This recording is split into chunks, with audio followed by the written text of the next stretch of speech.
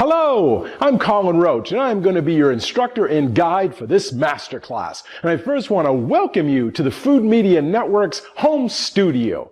And we have created this masterclass on food presenting in order to provide you with lots of tips and advice and things to help you become a better food presenter. Whether it be live demonstrations, whether it be in your kitchen with your phone or your tablet while you put some demonstrations together, or whether it be like here in a home kitchen studio recording videos to be broadcast to the world. Food presentation programs are by far some of the most popular types of media out there.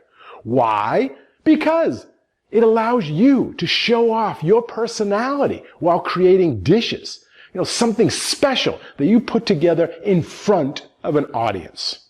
Now, in this masterclass on food presenting, we're going to be covering things like the principles of communication, how to do a cooking demonstration start to finish, various types of equipment, including teleprompters, and even how to build your brand as a chef, as well as how to film in your own kitchen that you have in your home. And we're going to have a whole lot more as well. So, what is communication? Well, in terms of talking to a TV camera, one of the things we need to do is we need to start to break communication down. Talking in public, whether it be to a camera or to a live audience, is probably one of the biggest fears people have because it's that embarrassment factor. What do people think? What do I look like? What do I sound like? But once you break that communication down, all of a sudden, it becomes quite easy. Now, there are three basic elements to communication. There's the visual side, right? There's the vocal side, and then there's the content itself, the message, the words you say. Now, regarding the visual side, we make up our opinion as soon as we see someone. Now, from a presenting point of view, if I'm not looking interested in what I'm saying or what I'm talking about, I don't think you are going to be interested either. If I was standing here with my arms crossed or if I was, maybe my hands were in my pockets, I just don't look interested, maybe even slouching. Well, from a visual point of view, this is really important. What we need to do is we need to look interesting to get our audience interested as well.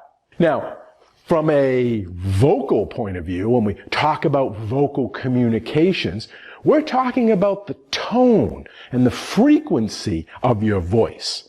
So if I was talking in a very monotone way and I didn't have a lot of energy, well, it's not going to sound very interesting. So the tone and frequency of your voice is really important part of communication. Now, for the third part, that leaves the content.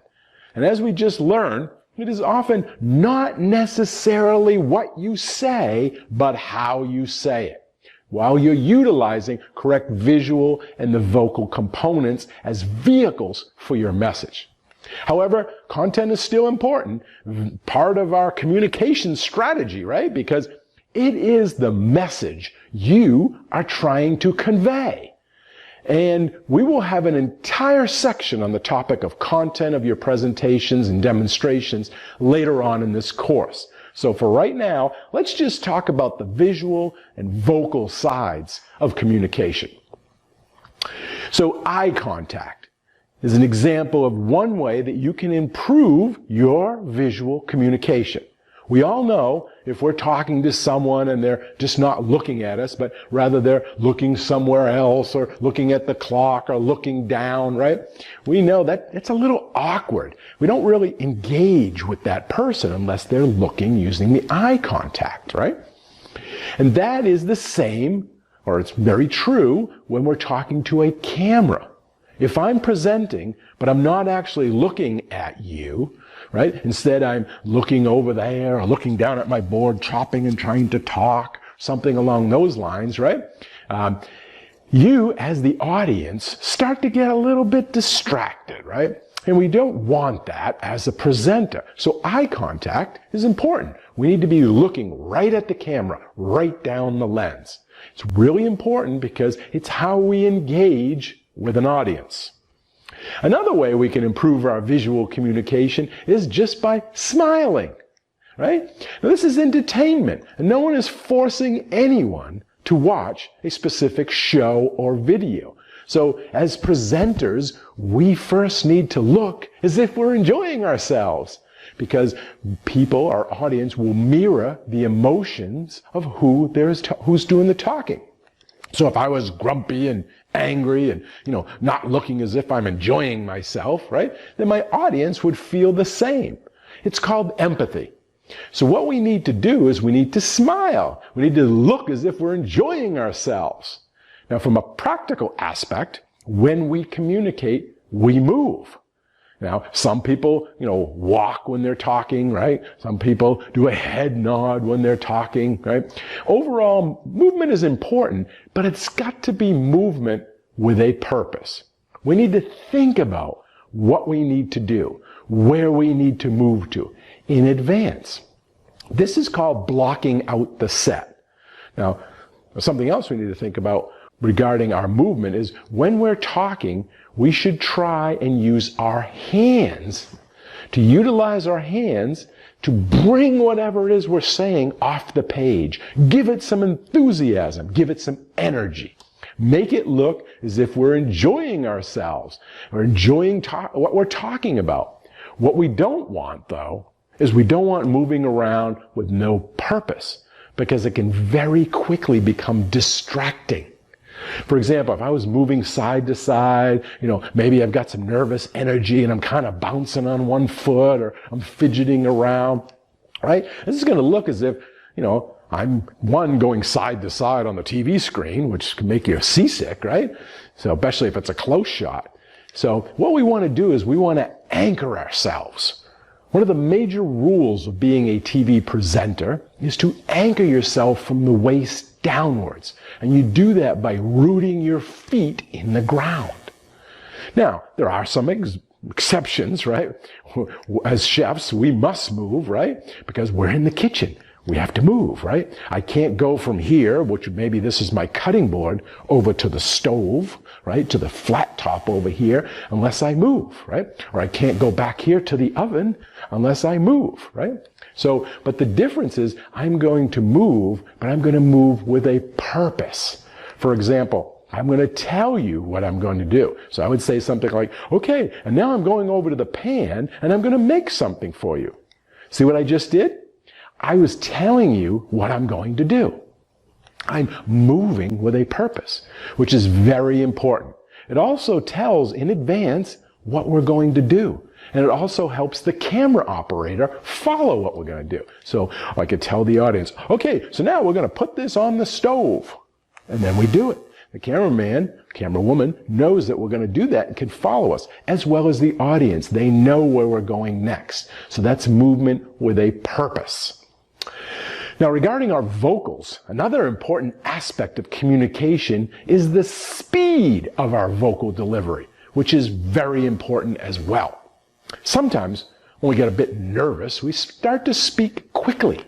And what happens when we start to speak quickly is that we start to forget what we're saying or what we're about to say in our heads. And it's that point when we start to use little pauses, right? Start to say things like well, at the same time, we start to look away. We start to think about what we need to do, what we're supposed to say. We start looking around, right? Because we're going so fast. Slow it down.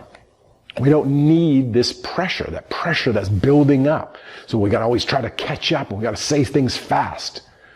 Now, the speed of our vocal delivery is also important for the audience, because if we're speaking very, very quickly, then what's going to happen is our audience, who is listening, is going to try and keep up, right? We're talking so fast, they're trying to understand what we're saying and process it, right? And some of the words that we're saying, right, they're going to miss those because we're talking so quickly, right? We're going to be on to the next subject, and the audience is still thinking about the word or the topic that we said earlier, which they are still processing, trying to understand, and so now they get behind. And sometimes that can be frustrating, they'll give up. So what we need to do is we allow our audience to come along with us. It's like a journey. We're explaining it. We're peeling back the onion, right? We're allowing them to come on this journey with us, what we're explaining through a story. We're walking them through it. Now here's a trick, and this may sound a little bit rude, but it's a trick that works. If you are speaking too quickly, I want you to look at the camera as you're talking. And I want you to imagine that you are talking to one person, not hundreds or thousands of people. The camera lens is just one single person's face. And I want you to think of that one single person as your friend, maybe your best friend. But here's the trick. Your friend who's just a little bit stupid. Now, I know that sounds bad, but remember, it's just an exercise, a technique. And what it will do is it will slow you down. It will make your dictation, your enunciation, a lot better.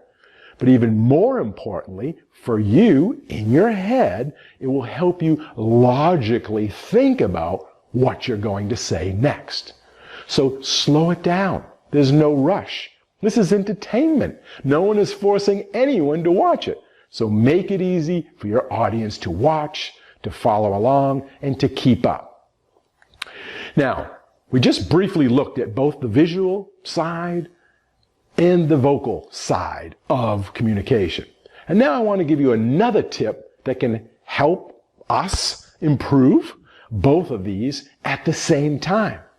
And that is with energy. We definitely need energy when we are standing in front of a live audience. But we also need it in front of the camera as well. Because one of the things a camera does is it reduces our energy. It flattens us. It makes us two-dimensional representations of ourselves. Therefore, we physically need to up our energy. In the TV industry, they often say that we need to increase our energy anywhere from 7 to 30%, depending on who you are. So how do we know when we have reached the right level of energy? Well, one way is to record ourselves and then watch ourselves back to see where that energy level is, and then make adjustments as needed. Once we get the right form and the right level of energy, then we can just roll it out time after time after time. Now, another really important part of communication and the principles of communication is to be yourself. There's a very famous quote by Oscar Wilde that says, "Be yourself, everyone else is taken." And I cannot emphasize how important that is to be yourself, because everyone else is taken. If you can just be yourself when you are talking to a camera or a live audience, right? But being yourself on a good day with all the energy needed, using the tips and techniques you're going to learn about in this class, you'll do fine. So the three basic elements to communication that we just talked about are the visual side, the vocal side, and the content itself side. And regarding the visual and vocal parts to the principles of communication that we just discussed, they were visual, right? Which is body language, eye contact, smiling, movement with a purpose, positioning yourself, using your hands. And from the vocal side, we talked about speed of delivery, right? Vocal delivery, your pace, right? Inflection, your energy, your personality, and the importance of being yourself.